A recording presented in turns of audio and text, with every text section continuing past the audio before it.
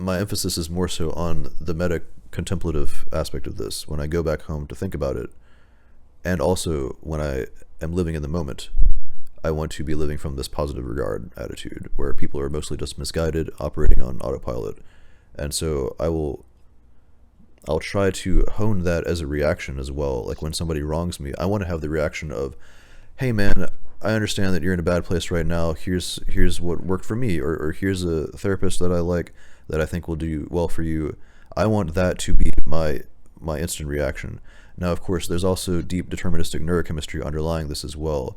And this also contradicts CBT in some ways, where you still have the limbic response, like the limbic reflex of defense mode and the sympathetic nervous system response.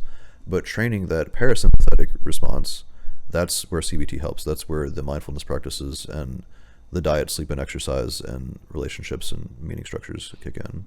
Because if your meaning structure is also one of everything that looks bad to me or looks like evil is evil, and it's not the privation of good, then that's what that means to me. And fortunately, as humans, we can change the meaning. Say that again. What does evil mean to you? If that's always if bad actions or non-good actions are always evil, then that's the meaning for me. But for me, I want to have the meaning as the privation of good. I want it to be that privatio boni way of looking at things. Okay. All right. So this is perfect. So, but it sounds like playing games with words. Sorry to interrupt. But I'm also very wary of that. Like, it sounds like semantics. And I'm saying, like, that's kind of the point, is that we use language to change the meaning structure. We use language to change how we operate and how we react to things and how we reflect once we get back home too. Like, I'm not going to go back home and plot against this person that did something bad to me, because now I'm operating under privatio boni. Okay. Oh man. So paradigm of evil. I think that when I think about evil, like I have a new perspective. So I used to be Mormon, Latter-day Saint. I had that kind of theistic perspective. Then I had to process, like, what does evil even mean? Now I have a new perspective. So a little bit different. You said, okay, but back to something else you said. Good, but evil is the, did you say evil is the privation of good? Is that how you phrased it? I try not to think in terms of evil at all. Yeah, when I see bad, like, it's, when I see something that is not good, it's considered bad. To me, the word evil has religious connotations automatically. Right. Evil is so heavily laden with that, it doesn't serve me to adopt that word. And again, I could go to any other language in the world, I'd probably see something like that. But when I look at where it came from, it probably came from the mystical aspect of evil as some kind of satanic essence that exists in the world. And that just doesn't serve me. Like, from a determinist perspective, everything literally is just what it is. We're evolving along this path, and there sure is a lot of horrible atrocities and very not good things, very, very bad aspects of the world. But it doesn't, like, I can choose what words I attribute to that. And to me, evil it serves no purpose for me. Evil serves nothing. It's just the privation of good, and how much of that is being privated or is being taken away from the goodness of the world that I'd like to see. So tell me if I got this right. From your paradigm, instead of thinking in terms of good and evil, you think in terms of good and the lack of good. Right. That's your thinking style? Good, yeah. Okay. So theists sometimes think in a similar way. I'm sure you know. Yeah. Theists often often attribute what you're calling the lack of good. They call that evil. I usually take issue with that theistic stance. And so I want to hear what you think about this. It's St. Augustine. Sorry, this is St. Augustine from the 4th century. Yeah. So, like, for me, when I think about good and evil, I'm thinking about it on this well-being spectrum of pain and pleasure, right? So, like, pain would be an ontological evil. Pleasure would be an ontological good. What do I mean by ontological? It's almost like it's a substance that exists. Pleasure, in and of itself, is a good substance. and pain in and of itself is a bad substance. It's just like tautological. We you know what I mean? Like Right. all things being equal. Like people like to be like, well, drugs are so pleasurable. Drugs are good, right? Nah. Okay, shut up. Just get rid of all the other variables. Pleasure in and of itself is good. And then pain in and of itself is bad. That's basically the definition. Like good to approach, bad should avoid. That's like how Right. biology works, right? So, okay, this is actually Andrew Huberman has fallen for this as well, and he's had people on his podcast that have described this in this perspective, where the majority of the brain's reactions are can be reduced to either yuck or yum. Mm-hmm. I've also seen interviews that he's hosted where people challenge that perspective, and he's still kind of stuck to it.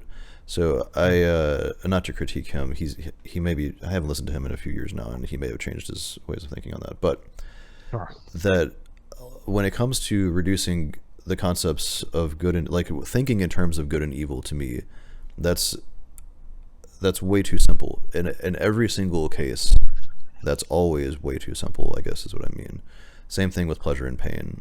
And also, I'm very wary of equating those. So equating pain to evil or pain to bad is also not necessarily good, because, I mean, think about it.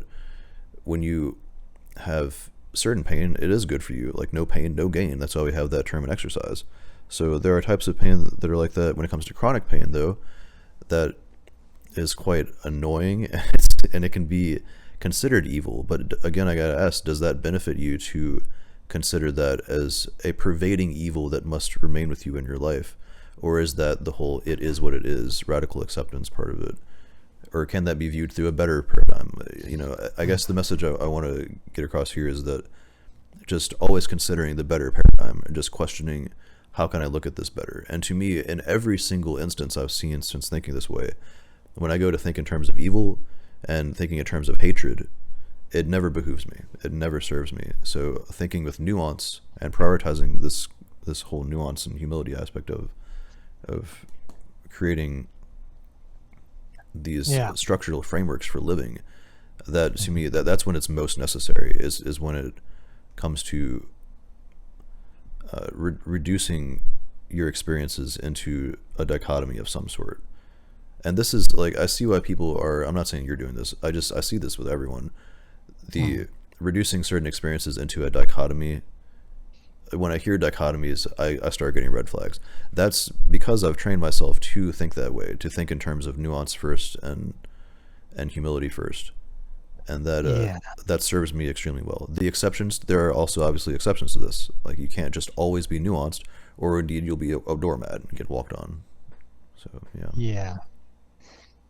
Okay, so like, I think I have a lot of nuance. I think I could discuss this for a long time if we want to. So it depends. How long have we been going so far?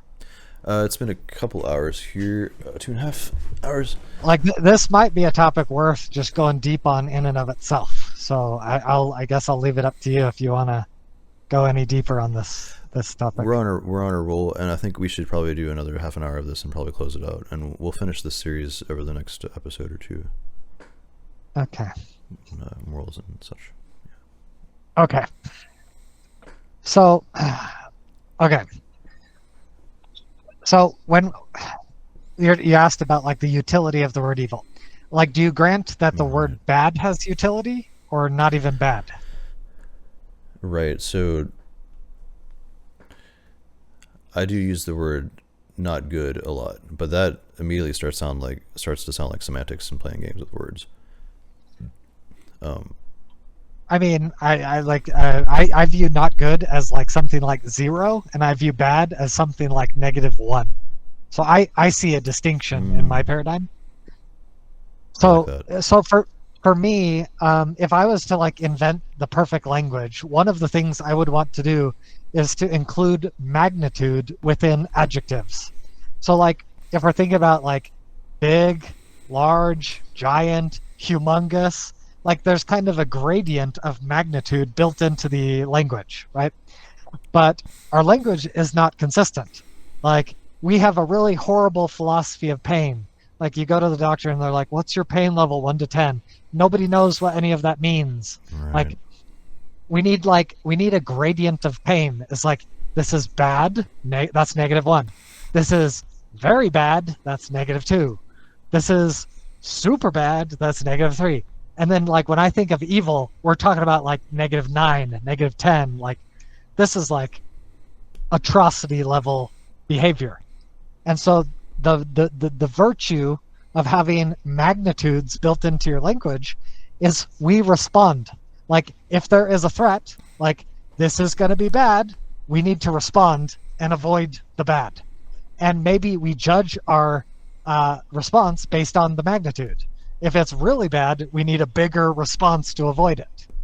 Does that make sense? Right, but like saying that terrorism is just really bad, that doesn't have as much punch as saying it's evil and that we need to do something about it. That's my point. So I'm Yeah. advocating the utility of the word evil.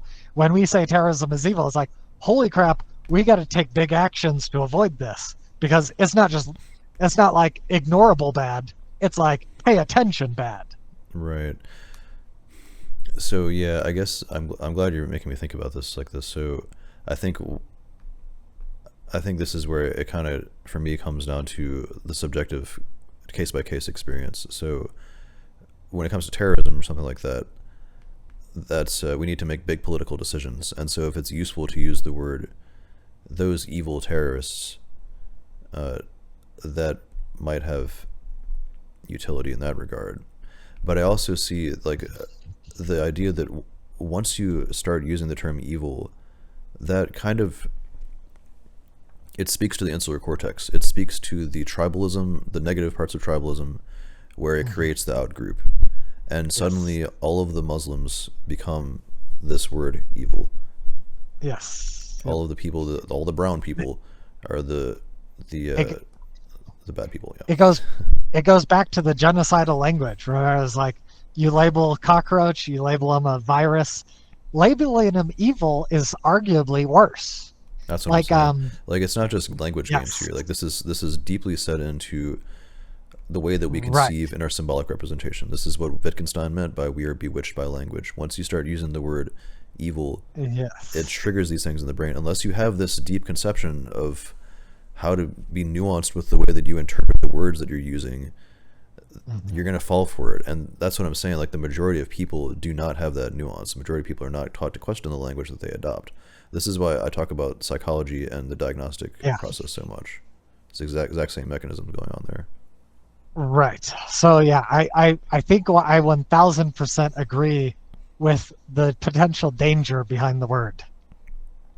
And so definitely that needs to be mitigated.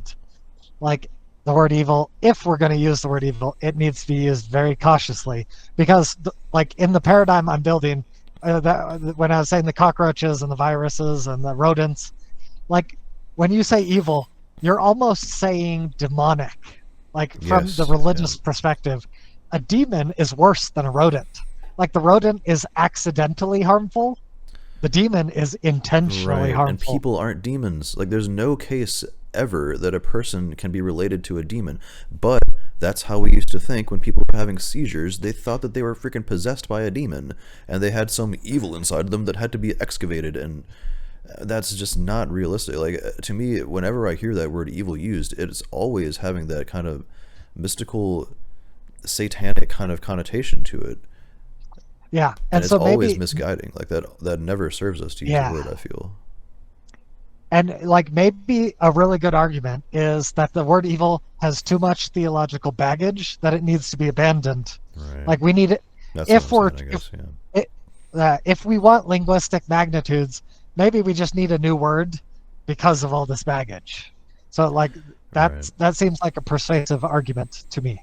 Yeah. Yeah, that's basically what I'm saying.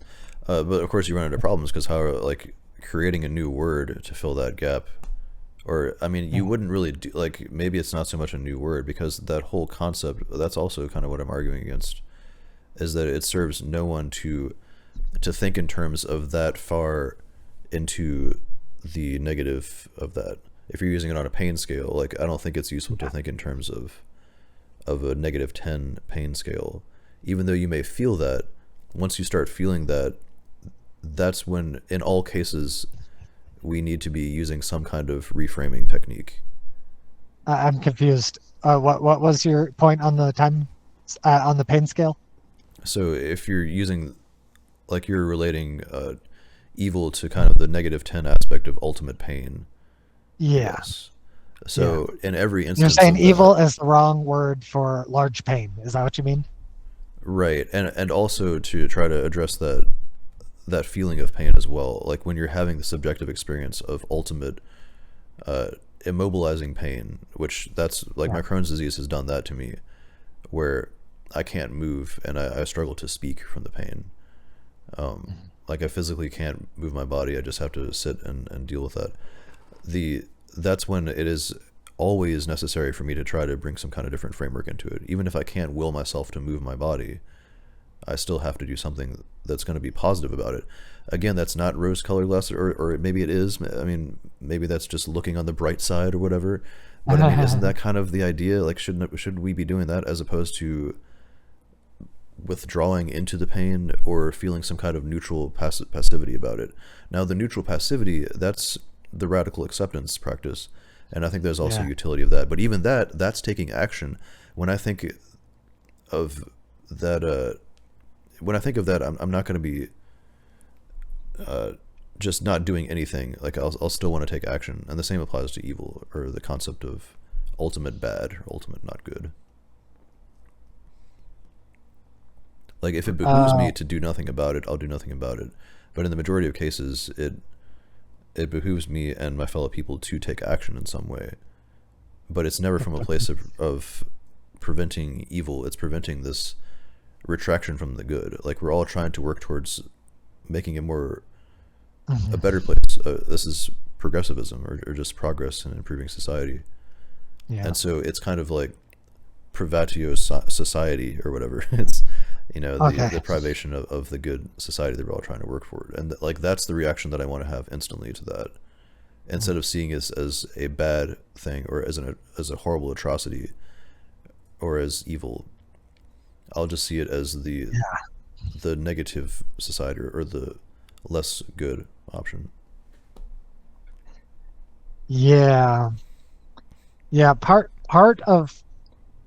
I think that part of the vibe of the definition of evil is like, it's kind of like saying, if something is evil, what you mean is this thing is so bad that it should not exist. And that's why it's dangerous. That's why it can be genocidal. If you say a group is evil, you're basically saying they're so bad they shouldn't exist, right? What do you mean? So or that from the is Christian. kind of, Sorry, go ahead. so like in terms of really high levels of pain, like the natural response, at least from my perspective, is this pain should not exist. And so that's why it feels comfortable using evil language. Right. But in reality, or if you want to call it reality, as evolution is what it is, the pain is going to exist, because that's the primary mode of teaching that natural selection left us with.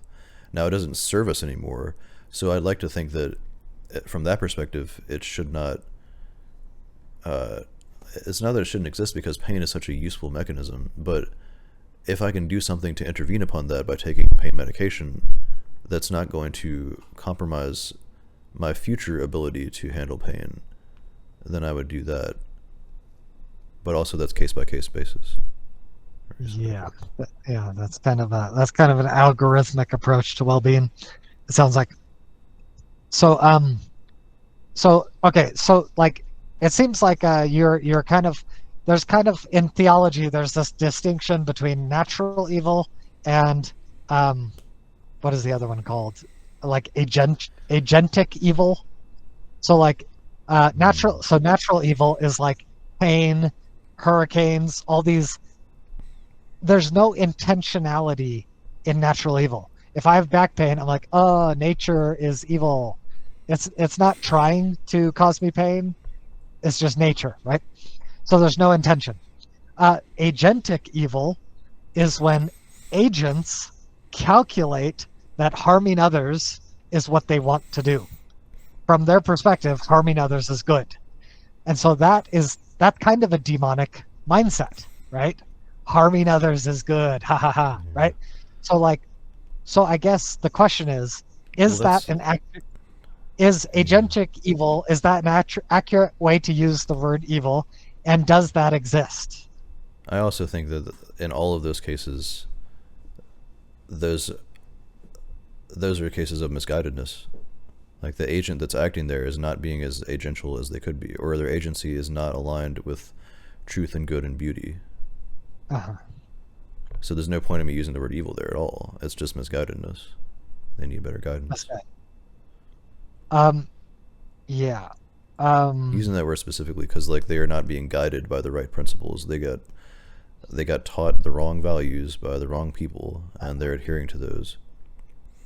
Yeah. And I can blame them for not being as responsible and using their agency to guide themselves better. But again, I kind of default to the using the word forgiveness here in mind, because I realize that they are misguided and they could be guided better.